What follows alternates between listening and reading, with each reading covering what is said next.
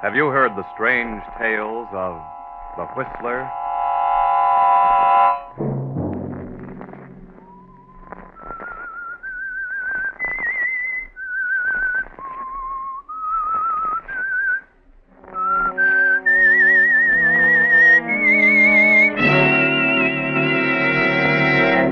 I'm the Whistler. I know John Blake isn't here. I know because he's disappeared. I know you're trying to keep it out of the press because you think he's been kidnapped. Another Sunday night, and again, CBS presents The Whistler.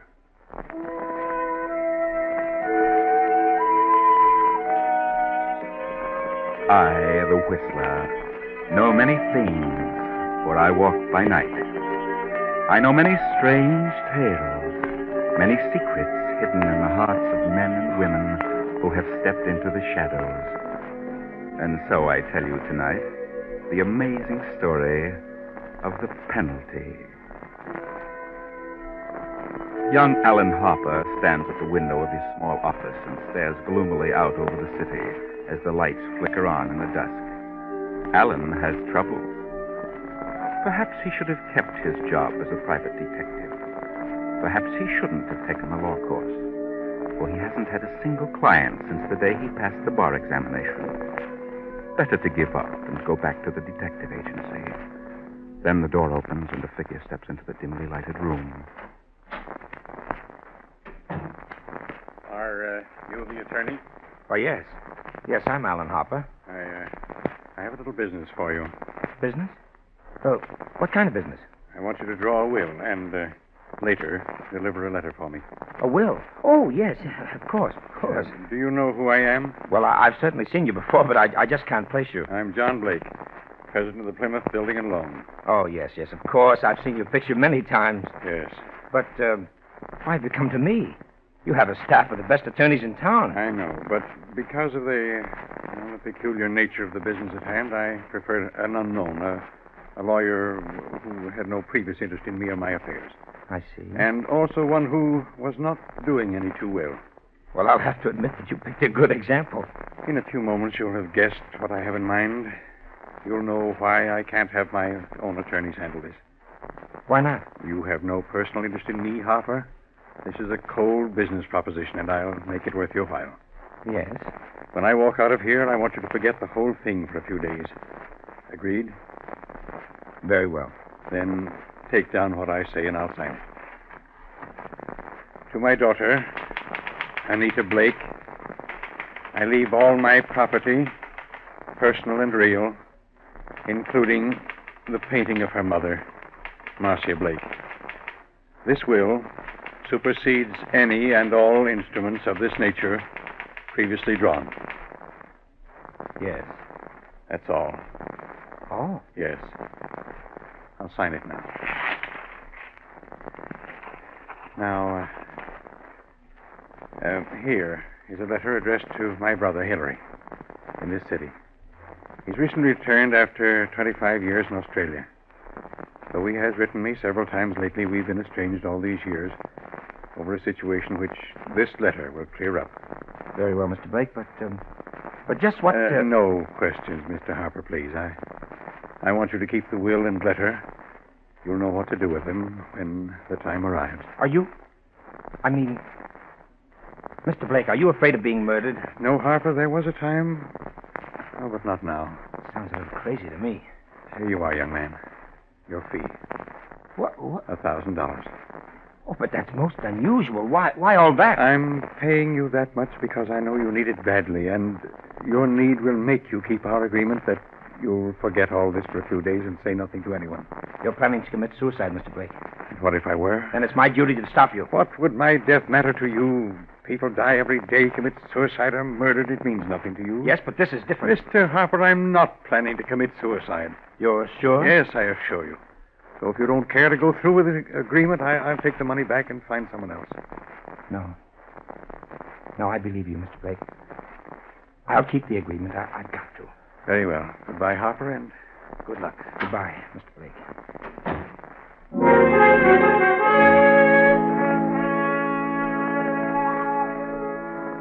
Young Alan Harper sits pondering over the strange events. The will, the letter. He drops the role of attorney, and his mind works from the angle of the detective. What a strange situation. Another day has passed, and toward noon, Anita Blake talks to her fiancé, Wilbur Martin. I'm sorry to call you out here, Wilbur, but I just had to talk to you. Oh, what is it, Anita? What's wrong? It's about Father. Your father? He left the office late yesterday afternoon, but he didn't come home. Well, maybe he went to his club. No, Wilbur. I mean, he didn't come home at all. He still hasn't come. I called his club. I've called every place. Oh, Wilbur, I'm terribly worried. Why? Well, Father's been acting strangely of late. He's so morose. I'm afraid. Afraid? Afraid of what? I'm afraid something's happened to him. Anita, maybe he's been kidnapped. Wilbur, kidnapped? But if that had happened, wouldn't someone contact us by this time? Maybe not. Have you called every place that he might be? Oh, yes. Have you called the police? No, I wanted to wait till I talked to you. Have you called his brother, Hillary? No, I haven't, but I don't think he'd be there. You know about that situation. They haven't been on good terms for years and years. They've only seen each other once since Uncle Hillary came back from Australia. Yes, I know. He's a strange sort of person, that Hillary. I've only seen him once, the time I went to his apartment with you, but he's certainly strange. I know, but perhaps that's only natural. What was it that caused them to become so bitter towards each other? Well, I really don't know. Father never told me. But I think it had something to do with a girl they were both in love with. Did your father know Hillary was coming back to the States? Of course. Hillary wrote him several times, but Father didn't answer him. Is your Uncle Hillary well fixed? Certainly, he became wealthy in Australia. What are you trying to say? Are you sure he made money over there? Of course. Father told me that many times. Well, your father could have been misled about Hillary being well off. Wilbur, I don't know what you mean. I think Uncle Hillary is all right. I rather like him. And I don't care what the differences were between them. Are you inferring that Uncle Hillary... No, I'm not inferring anything. I'm just asking. Why not call Hillary and ask him to come over here? All right. Don't tell him about your father. Just ask him to come over here as soon as possible. You're all wrong about this, Wilbur. I know now what you're thinking. But I'm sure you're wrong. You call him, Anita. And let him think your father is here. Then, after we talk to him, we can call the police.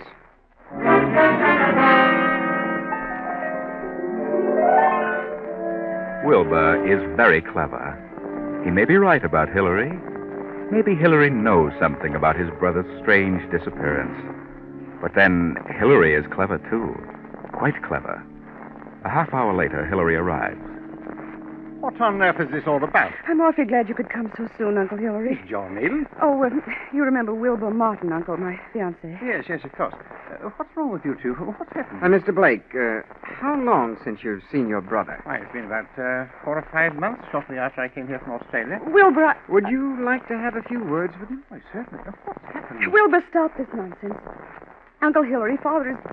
Well, he isn't here. He's disappeared. What? Disappeared? Yes, and Wilbur thought maybe you knew where he was. Oh, I see. Well, Wilbur, I don't know.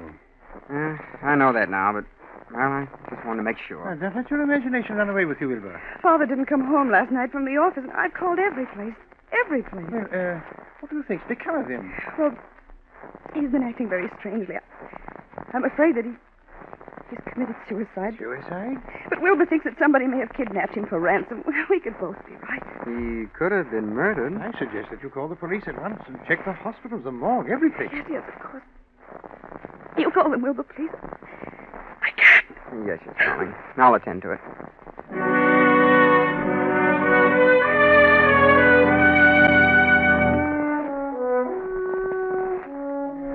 Wilbur calls the police, and the hospital, and the morgue. But he learns nothing of value. 2 days pass by, and still not a sign of John Blake or his body. Then Alan Harper, the attorney, visits the John Blake home. Come in, Mr. Harper. Thank you, Miss Blake. This is my fiancé, Mr. Martin. Mr. Martin. What is it, Mr. Harper? Is your father here, Miss Blake? My father? Why, no. What did you want to see him about, Harper? Why, I wanted to see him on some personal business. Well, why don't you try to find him at his office? I did, but he isn't there. He hasn't been there for several days. Just what is your business, Mr. Harper? Why do you want to see Mr. I don't want to see Mr. Blake because I don't think he's here. I came to see Miss Blake. What do you want, Mr. Harper? Who are you? I'm a detective. Detective? Yes. Go on, Mr. Harper. I know John Blake isn't here.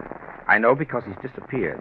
I know you're trying to keep it out of the press because you think he's been kidnapped. We called the police. We asked them to keep it quiet. Yes, I know that. But I'm working in the background. Well, if you don't think he's here, then where do you think he is? I think he's dead. Dead? Why do you think that? Just what do you know, Mr. Harper?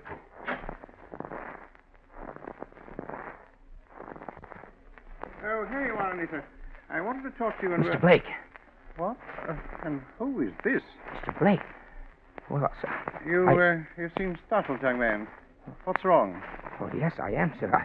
I thought What did you think? Well, I thought you were dead, sir. That is... He's a detective. I'm sorry. I'm sorry, Mr. Blake, but... Well, I guess curiosity got the better of me. What are you talking about? Well, you remember the agreement. What agreement? Wait a minute. Do you know who you're talking to?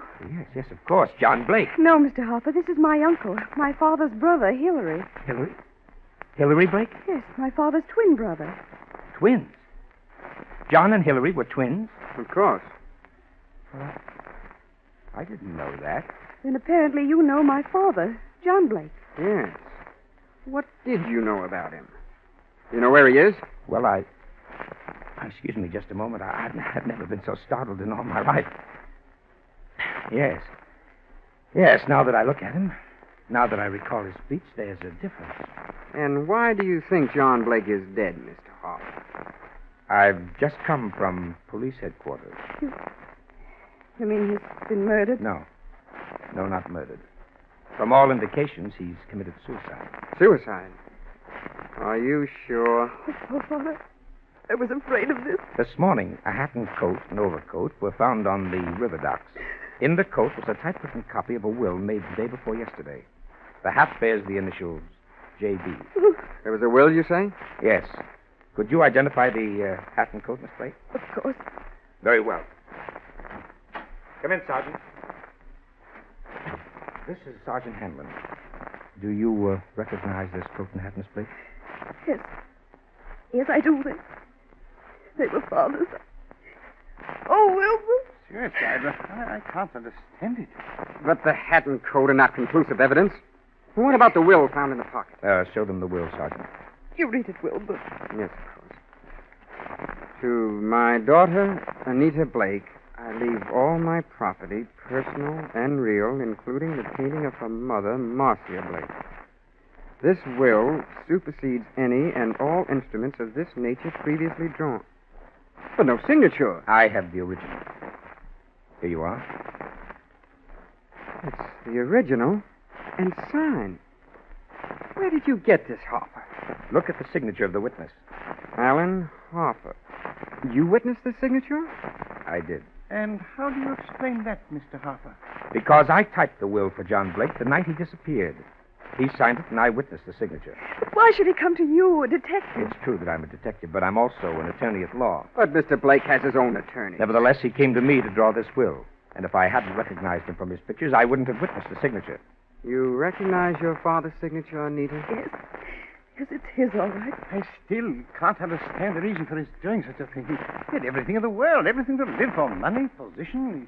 He must have been out of his mind. Well, I'll admit he did act very strangely, but he seemed to be rational enough. But this still isn't proof that he's dead. There's no body, no proof that he committed suicide. The body may not be found for days, but this evidence at hand certainly indicates that a body will be found eventually. Maybe not, Mr. Harper. It's possible they could have... What were you going to say? Nothing. Miss Blake, in a way, I blame myself for your father's death. How do you mean? While he was dictating the will, I had a premonition that he was planning to kill himself. When I confronted him with my suspicion, he was able to convince me that he had no such intention. It's obvious now why he came to me. Why?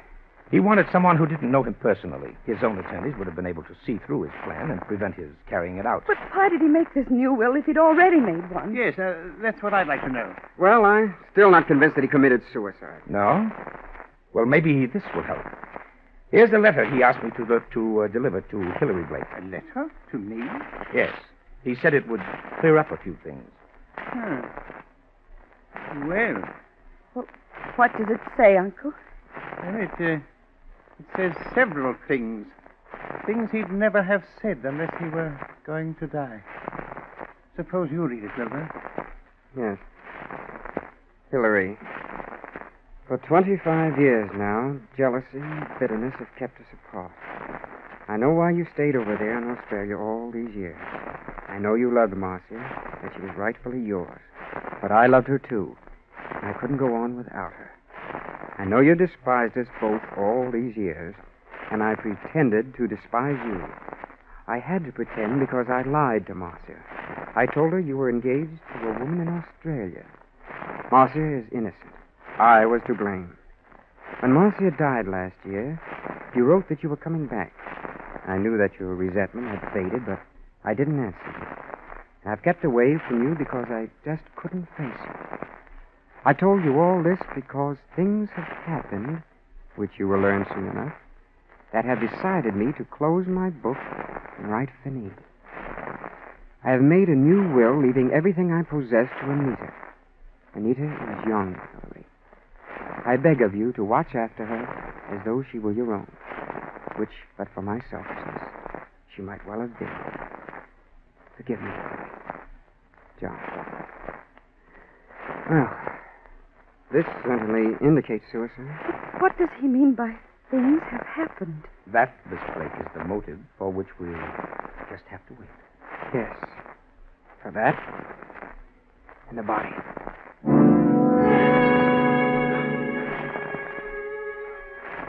Everyone seems to be convinced that John Blake has committed suicide. That is, everyone except Wilbur Martin. But still, the body has not been found. Then, one morning 4 days later, Alan Harper calls Anita and Hillary to police headquarters. Morning, Miss Blake. Mr. Blake? What is it, Mr. Harper? Have you found John? I hope you don't mind my coming along, Mr. Harper. No. No, not at all, Mr. Martin. What's happened? They found a body this morning on the rocks at the mouth of the river. It's rather badly bruised and cut, and, well, it's in a bad condition, but I think you should look at it. Oh, I know how you feel, Miss Blake, but I'm afraid it's necessary. very well. I'll be all right. May I come too? Please do, Wilbur. This way, please.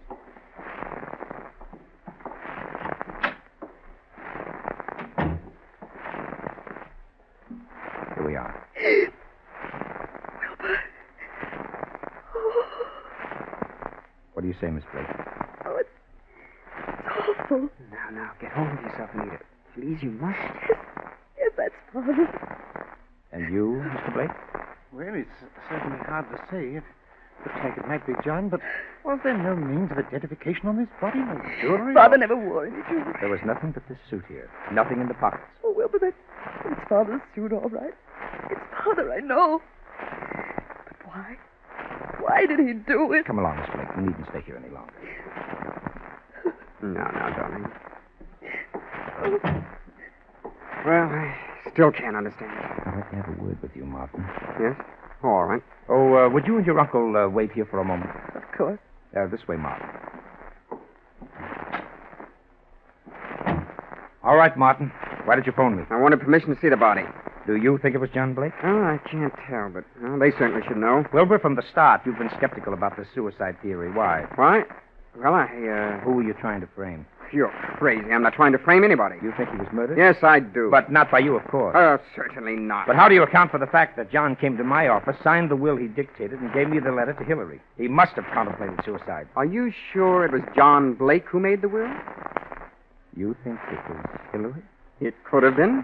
But John's temples were quite gray, and he had no trace of an accent. Hillary could have dropped the accent and grayed his temples. Go on. He could have gotten hold of John's clothes and hat.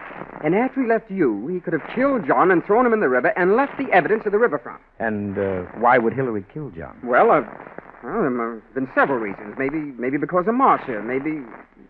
Several reasons. Did John Blake object to your engagement to Anita? No. Why should he? Anita Blake identified her father's handwriting on the will and the letter to Hillary. She identified the body, but you keep harping about murder. Maybe she only thought it was his handwriting. You'd better be careful, Wilbur. If you're trying to make a murder out of this, you may hang yourself. What? How? False accusation. I've still got the will and the letter to Hillary. I checked with papers at John's office. The writing is the same. Maybe Hillary is clever at forgery. Maybe. Did you have the experts check the writing? Not yet. Well, then how can you tell unless you had a sample of Hillary's writing? I take it you have a sample of Hillary's writing. You found the letters from Hillary to John? Yes. Found a packet of them. It's on his desk. Good. Good. That, Wilbur, is what I was waiting for. Well, there they are. Several of them tied together. Now, I'll tell you something. I never thought John committed suicide. I think he was murdered. You do? Yes. And before you go, Wilbur, I'd like to have a sample of your handwriting. Here on this pad. Very well. Thank you, Wilbur. I'll see you tomorrow.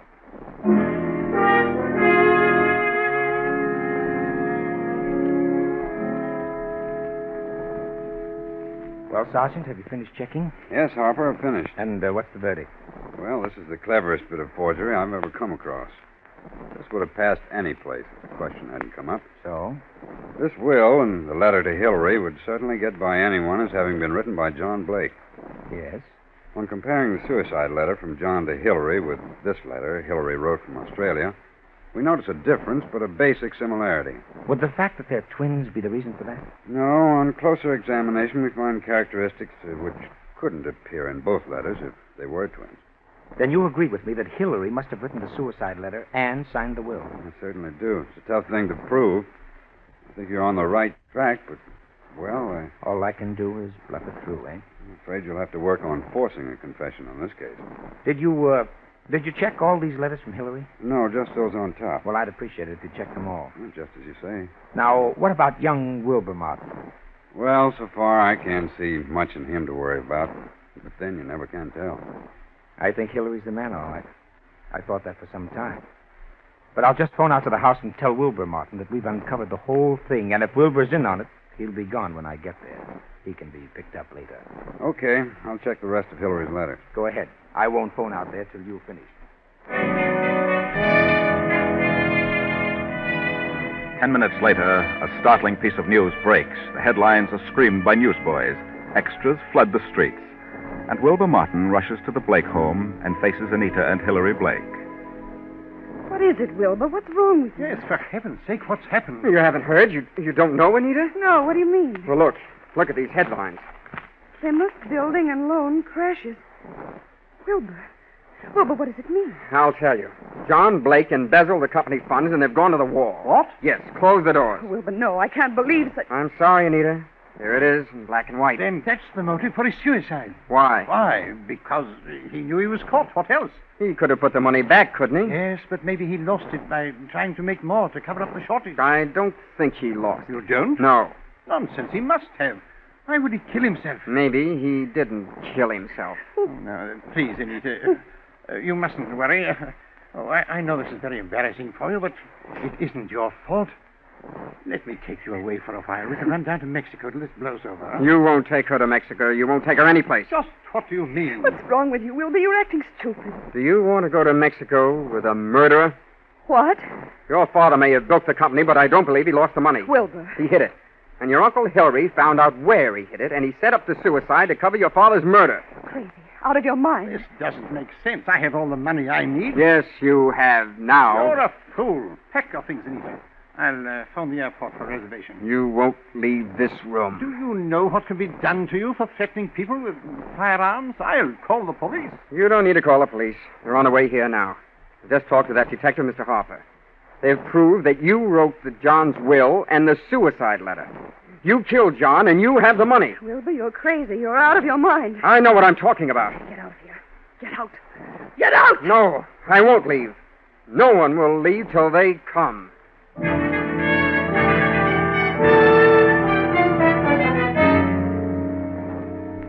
Well, you got here just in time, Mr. Harper. Hillary was going to Mexico on the next plane and taking Anita with him. Mexico? Yes, he knows everything. I just told him about the handwriting discovery. John Blake stole the money from the loan company. Hillary here found out about it and learned where it was hidden and killed John. He's talking nonsense. Mr. Blake, Sergeant Evans here is the police handwriting expert. He's examined the will and the suicide letter from John.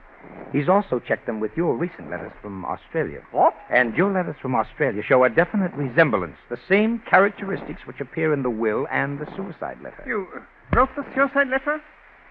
Definitely. And we can get a conviction on it. Ridiculous. But there's something else. The will mentions a painting of Marcia Blake, Anita's mother. Where's that painting? Well, there it is on the wall. Just a moment. I hope you don't mind, Miss Blake. You're tearing off the back. Yes. Yes. And there you are. There's the reason why. Bonds. Thousands in negotiable bonds.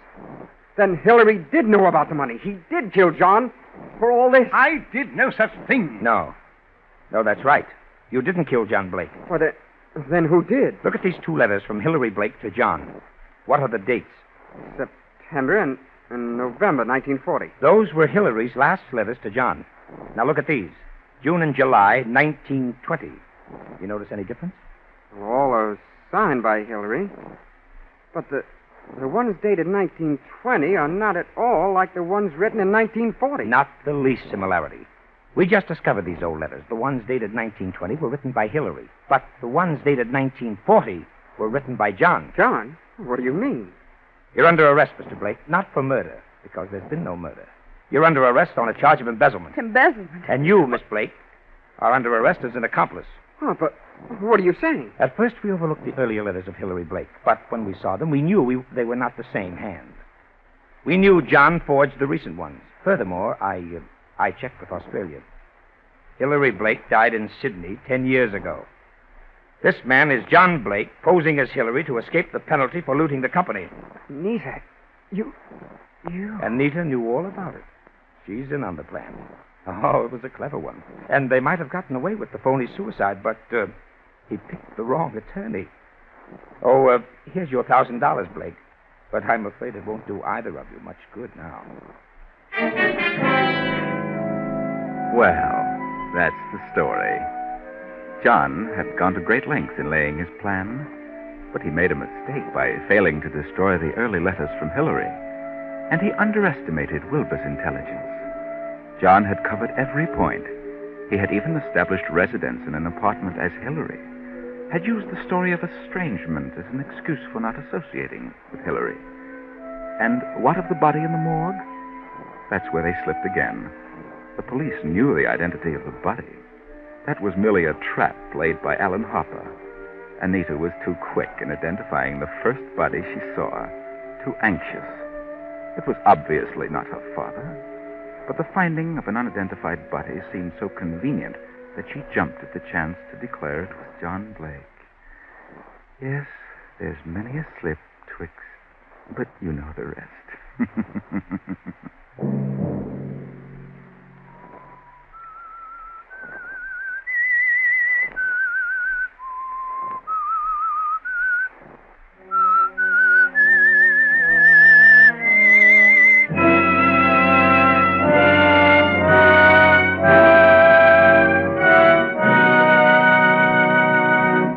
CBS has presented The Whistler.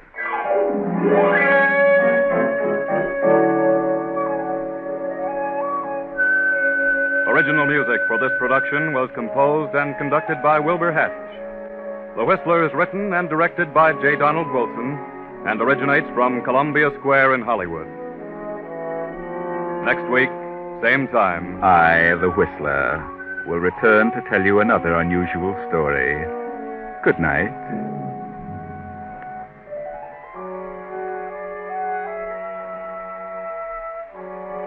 This is the Columbia Broadcasting System.